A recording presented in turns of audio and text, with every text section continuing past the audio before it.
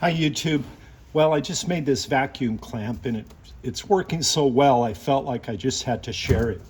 Just a shop vac, some scrap wood I had around the shop, wood on the top. It has a wood face and then this metal plate, and it works so well I just thought I had to share it with you. So here's what we've been doing is we've been burnishing. This is the back to our on air sign, and we've just been doing it on the bench, but we have to tape it down, and occasionally the burnishing tool will actually get caught on the part and ruin the part.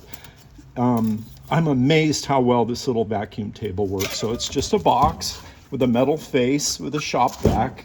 Just so happens the holes are aligned for this particular part. It's going to get loud when I turn the vacuum on, but just keep watching.